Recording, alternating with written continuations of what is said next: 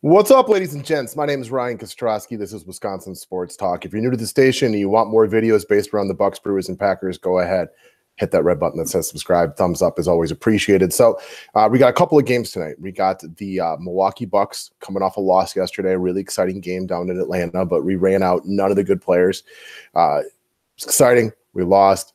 I don't know who's in or who's out tonight. So it's tough to evaluate that game and give much preview with, Bledsoe, Middleton, Giannis. We don't know really who's going to play tonight. It is Brook Lopez's birthday, going back to where it all began for him in Brooklyn. So I assume he'll have a good game. But there's only so much we can touch on that one. But let's talk about the Brewers taking on Cincinnati tonight. Before we get into tonight's actual game, though, what a win yesterday. Christian Yelich truly is the MVP, man. This guy is exciting. What I love about this Brewers team as much as anything is, man, they seem to really get excited and love to play one another. Baseball, yes. It's important to have the bodies out there. It's important to have the guys. And we have that. We have the hitters.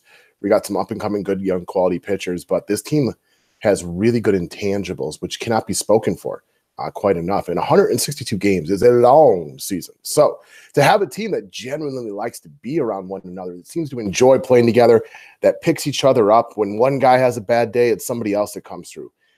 Day one, Monday, Aguilar hits 2 home runs. Next time up, Yelich does Yelich things. Then Kane gets 3 hits and steals a bunch of bases. So it's just really nice to have this team that really, really enjoys playing one another. And you can see it on their faces.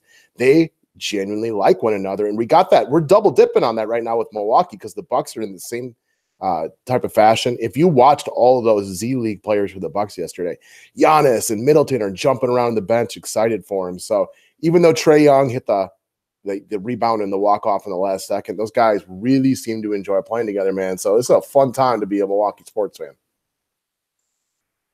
All right, so we got kind of a interesting time start today with the Cincinnati getting this game started at 5:40 Central.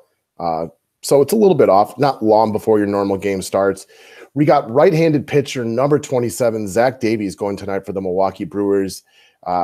Tanner Roark is the guy going for the Cincinnati Reds tonight. If you don't know much about Tanner Roark, he is new to the division this year. He has been a Washington National the last couple of seasons. He's a serviceable guy. He's a decent young pitcher, or not young, I guess, but he's a decent pitcher.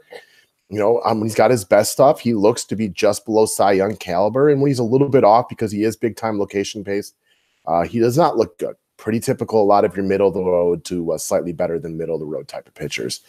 In the past, though, he's had some good starts against this Milwaukee team. If you look through it,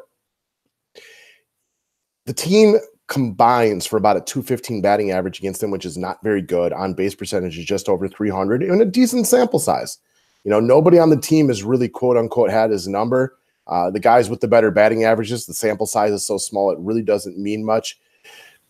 Yelich, I think a key thing here, right, though, 11 hits and 11 walks. So he's got a .440 on base percentage. That's a guy, one, he's the MVP, right? He's the kind of the guy that stirs the drink over here anyway, but hopefully he can continue to do what he has been doing for him. He really is an MVP in all accounts. Not only does he hit, and I was talking about this on our DFS show earlier today, which is the DFS 5-pack for those of you who play DFS. He gets hits when it matters. Leads off the game yesterday with the home run, comes up with a big opposite field double in the 9th yesterday for the walk-off win. That's what MVPs do. There's a difference between guys who accumulate statistics and guys who get hits when it matters. And Yelich is that guy that gets hit when it matters. So let's take a look at some of these spring training statistics and how these guys fared. So Roark for Cincinnati had a very solid spring. The ERA doesn't look great, but opponent batting average of 205. He had a whip of just over 1. Had a nice spring. Very, very nice. So again, it's not a hard matchup, but it's definitely not like an easy gimme type of matchup that we got tonight as far as the pitching goes. Zach Davies, to me, is a little bit of a wild card for what we should get out of him this year. Obviously, he lost most of last season. He had a lot of injuries. We really didn't get much out of him. But we're going to go check a couple stats with him. Nope, we're not looking up Zach Davies' wife. Assuming she's a pretty lady or something like that, and that's why it auto-populated in Google. All right, so Zach Davies, to me, is a big wild card for the Brewers this year. I just want to reiterate how good he had been. Prior to last season, this guy was 17-9 with a 3.9 ERA, and the year before that, 11-7 with a 3.97. And the thing that I want to add into about that was Zach Davies, and let's even go look at his game log. We'll go down to 2017. The 3.9 ERA is good, but it's how he did it that matters, because he was terrible to start the season. He's been a real traditional slow starter, and that is what scares me about tonight's game specifically. Again, it's a long season. Losing a game like this on a Monday, not the end of the world, but that's what really scares me heading into tonight. He's been a very slow starter. As you can see in 2017, in his first 4 starts, he never made it longer than 5.1 innings. He gave up 6, 5, 3, and 4 collective runs. He had an ERA of 8 prior to that. And then you can watch the downward trajectory. Look at all these quality starts after this. No runs allowed. 2, 2, 4, 2, 3, 2, 0, 3, 4 to 7. Hit some rough spots. 0. We got a 4 and a 5 and a 2, and then a couple of zeros in there. He really turns it up as the season progresses. So I don't like that outlook for tonight. But what Davies can offer us this year is a guy who becomes not a frontline starter, but a solid number 3 pitcher. Also a bit of a, more of a veteran presence in the locker room. He may look like he's 12 years old, but he's not extremely young anymore. Where was it? Showed how old he was. I think he was 25. So again, not a spring chicken, but not exactly an older player, but still he's been around for a couple of seasons, can help to, guide guys like Corbin Burns who maybe have better stuff, but just haven't been around quite as long. So I think Davies' success this year will be a big help to Milwaukee. Can we count on him to be that guy? Again, you give me an ERA sub 4, you go out there and give me 6 innings, a quality start, take some of the pressure off the bullpen, which we are going to need now with Corey Knebel out for the season.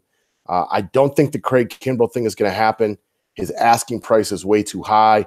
Is it possible that comes down and re-sign him? It is, and I think that would be a great addition to Milwaukee. But I don't want to sell out to get Kimbrell on this team, knowing that we do have some contracts coming up soon that we're going to need to ink some of these better players that we want to keep on the roster. So I don't want to sell our souls just to get Craig Kimbrell on the roster. Milwaukee, again, solid lineup top to bottom. Hopefully we can get to Rourke and let Davies get a little bit of breathing room. One thing that we have working to our advantage tonight is Josh Hader only pitched 1 inning over the past 3 games. So we can get 2 innings out of him tonight if necessary, which could be a big thing. Rourke's first outing with Cincinnati, maybe he's a little bit nervous in front of the home crowd. So hopefully we can use that to our advantage as well. They got an implied game total here of 8.5. Normally, I would tell you guys to bet the over for you sports bettors, because Cincy and Milwaukee have a tradition of playing really high-scoring games. But for those of you in the upper Midwest with me, you guys know it's cold today, and that does not exactly great for the offense or anything like that. So I was hoping we could get an announcement of the starting lineup for the Brewers, but it has not come out yet today. If you take a look at what Cincinnati is running out to us or against us, you got Shebler leading off, Votto 2, Puig, Suarez, Kemp, Peraza, Barnhart, Iglesias, and Rourke. It's an improved lineup, but the loss of Scooter Gennett does hurt the Cincinnati team. He was a solid middle-of-the-order lineup. Votto is their best, overall guy. Suarez is their best power guy, and then Gennett kind of fits right in the middle there. But it is a decent lineup for what Cincinnati is running out there. It is slightly improved. Still, no real fear from Cincinnati in my eyes. This is a three-man race right now. Cardinals, Cubs, and Brewers, in my opinion. The Pirates and the Reds, they're not bad teams, but they just can't hang up with these other teams. So all in all, my biggest concern today is going to be the fact that Zach Davies has been a traditionally slow starter. Hopefully we can get to that. Hopefully the Bucks give us something entertaining and kind of can, wrap up that 1 seed tonight.